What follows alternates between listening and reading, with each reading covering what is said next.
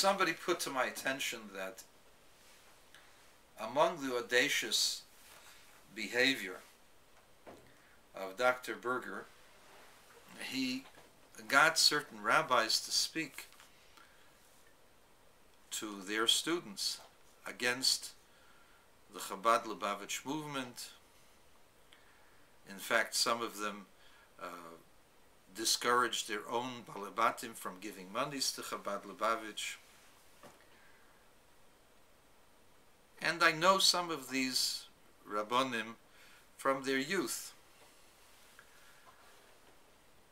And I hold it a great chutzpah that people who forgot where they come from, forgot how they lived their youth, should come and criticize people who are far more pious than them from their beginnings, from their very education, and in many cases more learned than them. More learned even in Halacha and Torah. They don't know Lubavitch because they live in their own ivory tower. They've come into contact with a few people, but certainly have not come into contact with the great Rabbonim of Lubavitch and the great Ge'enim of Lubavitch. And certainly what they'll say is, well, we don't mean them, we mean the Rifra. This is a lot of baloney. A person who starts a fight with a movement, starts a fight with the heads of the movement, and then works downward.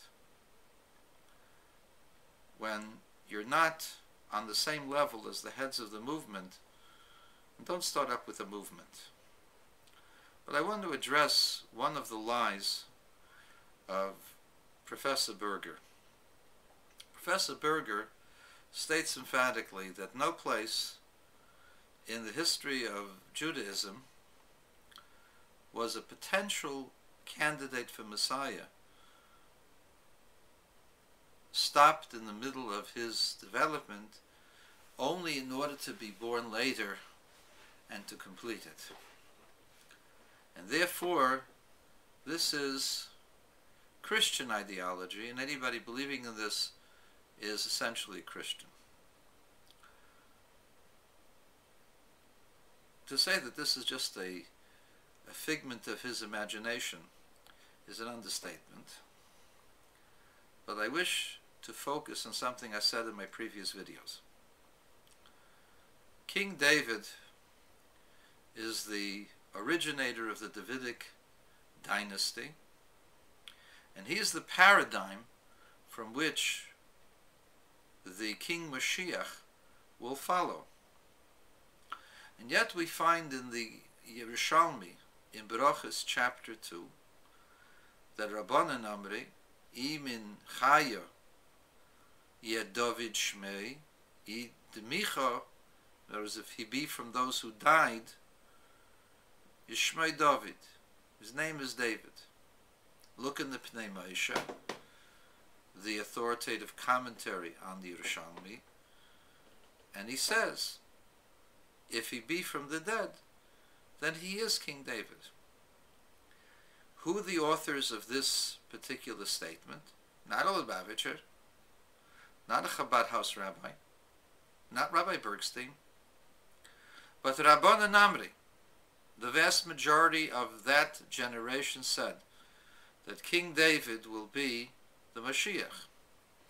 And in fact, Rav Pope, in a later generation, in the Sanhedrin 98b, asked Abaye, how could Rabbi Yehuda Merav say that the people of Israel will seek out another David when it says, Va'avdi David nosi aleihem li'elam, that my servant David will be the prince upon them forever, implying that the Mashiach will be none other than King David himself. So Abaye should have taken the opportunity to tell Rav Pope, you're an Apikoidis, you're a Christian, you're a Lubavitcher. You believe in a dead Messiah. For at that time, by the time Rav Pope got around to it, King David had already been dead for 1200 years. And here you have a case where a person started out to be the Moshiach. He is called Moshiach Rishon by the Rambam. And he did not build a Beis HaMikdash. And he did not gather all of Israel. Of course, in his time they were all living in Israel. But he certainly did not build a Beis HaMikdash. And he certainly did not extend his kingdom all over the world. So here is a classic case of a Mashiach who did not fulfill all that a Mashiach is supposed to fulfill. And yet, the majority of rabbis in his generation, and many rabbis in the next generation in the Talmud, believed that he would be the Mashiach, even though he was dead for 1,200 years. So that puts to lie everything you've said in your filthy works, Professor Berger. If you have an answer to me, you have a way of communicating how you answer this.